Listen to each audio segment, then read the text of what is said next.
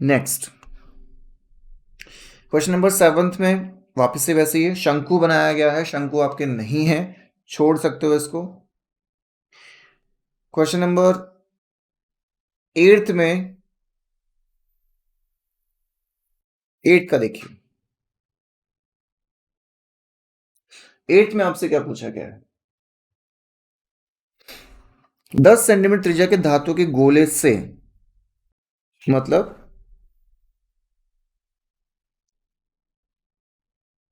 गोला दे रखा है 10 सेंटीमीटर, 10 सेंटीमीटर त्रिज्या वाले धातु के गोले से समान त्रिज्या के 8 गोले बनाने हैं, समान त्रिज्या के 8 गोले बनाने हैं।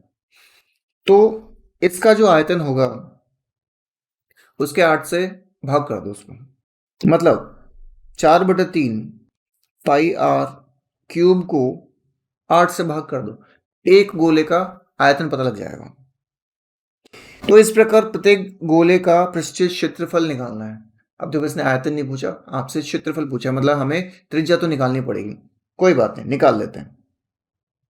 देखिए 4/3, 22/7, 10, फिर से 10 और फिर से 10 और नीचे 8 को मैंने टुकड़ों में डिवाइड कर दिया। इन तीनों से ये 3 कट गए, 5 5 5,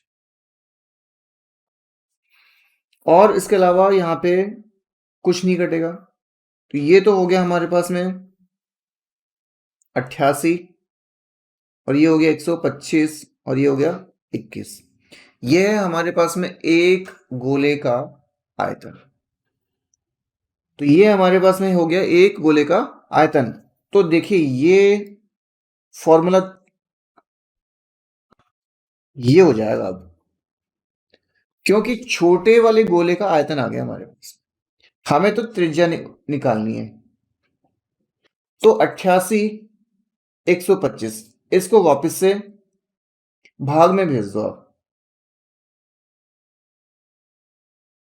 ये कट गया 4, ये इससे कट गया, अब बच गया आपके पास में 125 और 21, यही बचा है। इसके अलावा देखिए 4 नीचे आ चुका है, 3 ऊपर चला गया, 22 से 7 चला गया है, और 125 चला गया है। 22 से 88 कट चुका है, 4 बार 4 से 4 कट गया। अब हमारे पास में कितना बच रहा है? 125, मतलब 5, फिर से 5, फिर से 5, और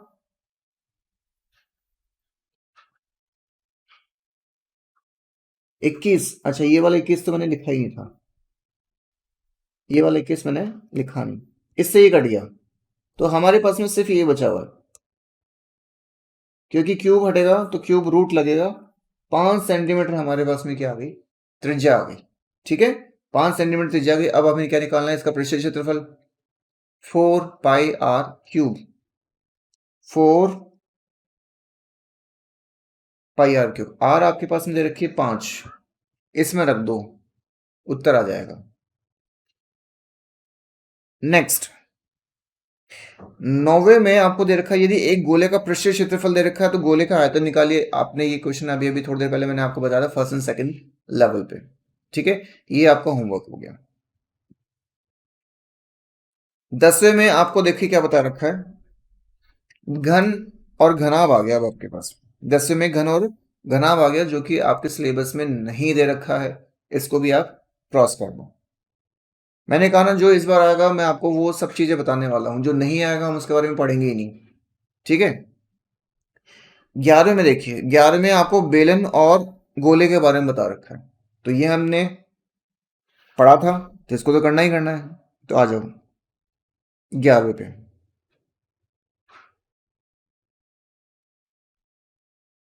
11वें में आपको दे रखा है 6 सेंटीमीटर व्यास का एक गोला 12 सेंटीमीटर व्यास के बेलनाकार बर्तन के अंदर, जिसमें पानी भरा हुआ है, डाला जाता है। तो सबसे पहले तो हम बेलन बनाते हैं।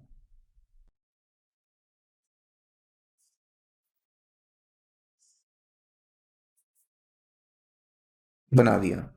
क्या दे रखा था? 12 सेंटीमीटर व्यास, मतलब त्रिज्या कितनी हो गई? 6 सेंटीमीटर। पानी भरा हुआ है इसमें, इसमें हमने क्या डाल दिया, एक गोला डाल दिया। हमने एक गोला डाल रखा हमने, और उस गोले का व्यास दे रखा है 6, मतलब त्रिज्या कितनी हो गई, इसकी त्रिज्या कितनी हो गई, 3 सेंटीमीटर। अब आपसे पूछा गया था बर्तन में पानी कितना ऊपर चढ़ेगा, मतलब इसका जो आयतन है वो इस पानी को कितने लेवल पे बढ़ा देगा। तो सबसे पहले तो हमें इसका मतलब किसका, गोले का आयतन निकालना पड़ेगा।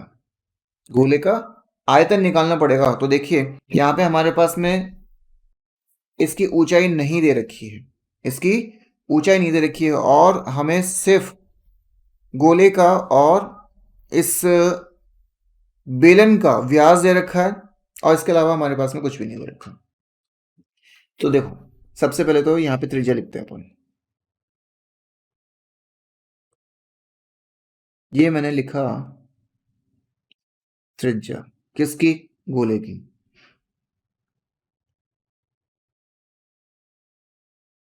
गोले की त्रिज्या 6 का आधा 3 सेंटीमीटर, यहाँ पे 6 दे रखी थी, ठीक है। अच्छा बेलन की त्रिज्या,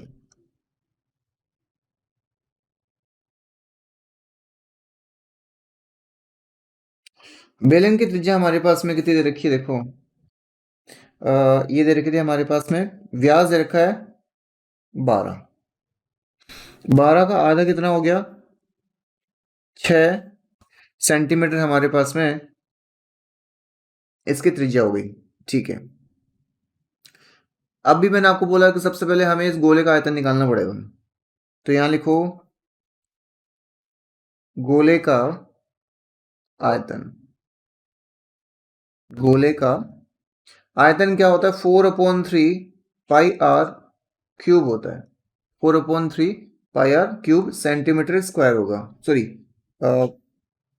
घन सेंटीमीटर होगा। आयतन किस में होता है, घन सेंटीमीटर में होता है, ठीक है। 4 ऐसी कैसी, अपॉन 3, पाई भी ऐसी कैसी, आर हमने 3 निकाल रखी है, क्यूब कर दो। तो 3 27, लेकिन एक 3 तो कट जाएगा,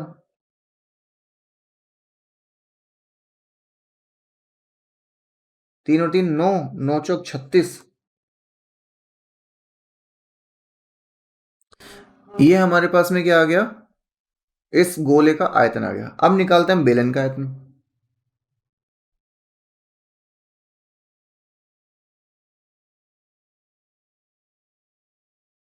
वो होता है हमारे पास में πr²h। बेलन का आयतन होता है हमारे पास में πr²h। तो देखो पाई हमारे पास में ऐसी कैसी, पाई हमारे पास में ऐसी कैसी। अच्छा रेडियस हमारे पास में जो त्रिज्या निकाल रखी थी वो निकाल रखी थी 6। h हमारे पास में नहीं पता, तो ये हो गया 36 πh। तो ये तो है हमारे पास में पहला समीकरण। ये है हमारे पास में दूसरा समीकरण। पहले वाले में 36 पाई आ रहा है, दूसरे वाले में 36 पाई और h दोनों आ रहे हैं। अब दोनों को क्या करेंगे, दोनों को बराबर बराबर लिखेंगे, क्योंकि जितना वेट उस गोले का है उतना ही वेट उस पानी का बढ़ जाएगा। मतलब उस गोले को डालने पर वो पानी जो है वो ऊपर उठ जाएगा। तो दोनों को हम बराबर में रखते हैं, 36 पाई और 36 पाई h। देखो यहां लिखा मैंने पहला समीकरण दूसरा समीकरण बराबर में 36 पाई 36 πh कैंसिल, एक बार कैंसिल, मतलब 1 सेंटीमीटर उसकी हाइट जो है वो बढ़ जाएगी, 1 सेंटीमीटर हाइट उसकी बढ़ जाएगी। ये हो गया आपका 11वां क्वेश्चन। अच्छा 12वां आपको दे रखा है, देखिए 12वें में आपको दे रखा है कि 9 सेंटीमीटर की अंतर त्रिज्या वाले एक अर्ध गोलाकार कटोरे में एक द्रव्य भरा हुआ है। अर्धगोला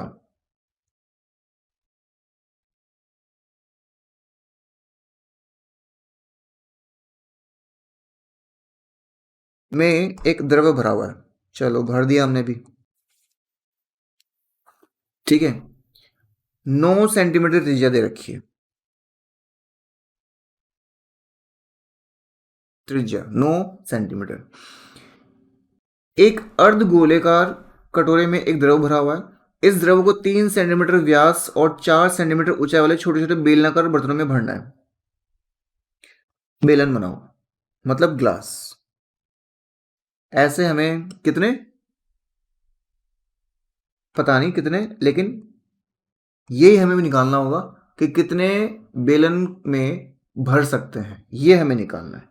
तो इस पानी को हमने इसमें डाल दिया, भर गया।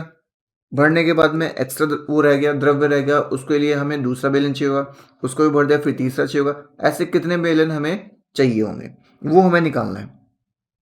ज्ञात कीजिए कि कटोरे के पूरे द्रव्य को भरने के लिए कितनी बोतलों की आवश्यकता होगी। सेम चीज तो मैंने अभी आपको बताया, जो द्रव्य भरा हुआ है मतलब उसका आयतन किस में जाएगा, बेलन के आयतन के बराबर में। तो यहां लिखेंगे द्रव का आयतन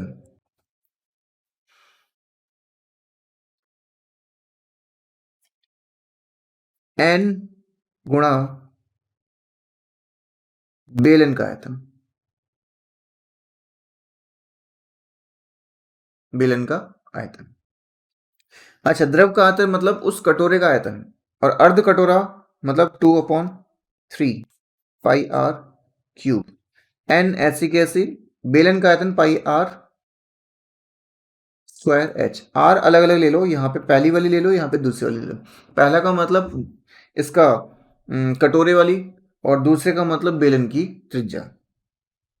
हमें एन निकालना है, हमें एन निकालना है। अच्छा, इस बेलन की भी वो दे रखी है हमारे पास में। इस द्रव को 3 सेंटीमीटर व्यास और 4 सेंटीमीटर ऊंचाई वाले छोटे, मतलब त्रिज्या भी दे रखी है और ऊंचाई भी दे रखी है। तो लिख लेते हैं एक बार, ये हमारे पास में त्रिज्या दे रखी है 3 सेंटीमीटर व्यास दे रखा था तो 1.5, और ऊंचाई हमारे पास में दे रखी है 4 सेंटीमीटर। बस हमारा काम हो गया। तो यहां देखो 2/3 पाई ऐसी कैसी, आर कौन सी वाली, इस द्रव्य की 9,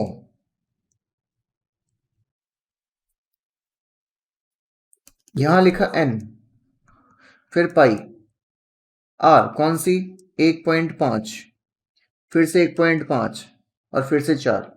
इस n को हमें अपने पास में रखना है, बाकी सबको दूसरी तरफ भेज दो, मतलब इसके डिवाइड में भेज दो। तो ले आते हैं हम इसको, पाई हमारे पास में आ गया, 1.5 आ गया, फिर से 1.5 आ गया, और फिर से 4 आ गया। ये पूरा का पूरा यहां से कट के इधर चला गया। डेसिमल हमारे पास में 2 बार है, दशमलव 1 ये गया और 1 ये गया, 2 हमारे पास में दशमलव, ये मैंने लिख दिए। पाई से पाई कैंसिल हो गया, ठीक है। अब देखो 3 से काटता हूं, 3 तिया 9, 3 पंजे 15, फिर से 3 तिया 9, 3 पंजे 15, इसके अलावा कुछ नहीं है। अच्छा, ये जो 3 है वो आएगा नीचे की तरफ, 3 तिया 9 कट गया। उसके बाद में 5 से ये कट गया, इस 5 से ये भी कट गया, इस 2 से ये कट गया, और इस 2 से ये भी कट गया, सब कुछ कट गया। क्या बचा हुआ देखो ऊपर की तरफ, ऊपर एक तो ये वाला 2, 3 3 3, और नीचे हमारे पास में कुछ भी नहीं बचा, ठीक है।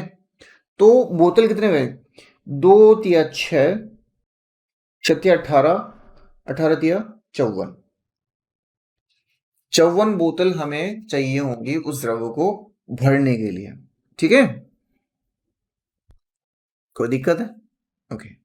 उसके बाद में हमारे पास में आपके एक क्वेश्चन और बचा है, एक सॉरी 2 क्वेश्चन और बचे हैं, 13 और 14। तो ये दोनों क्वेश्चंस जो हैं वो आप दोनों मतलब आपके लिए हैं। सेम ऐसे ही है कि आपको कितना पानी डालना है, कितना पानी निकालना है, और क्या पेंट करवाना है या क्या करवाना है वो आपके पास में दे रखा है। ऐसा कुछ भी नहीं है, बहुत ही ईजी क्वेश्चंस हैं। तो ये आपका होमवर्क रहेगा। बाकी क्वेश्चंस मैंने आपको करवा दिए। फिर भी अगर आपको प्रॉब्लम जाती है तो कमेंट करके आप इस मेरे से सॉल्यूशन पूछ सकते हो, मैं आपको बता दूंगा। ठीक है, तब तक के लिए बाय बाय।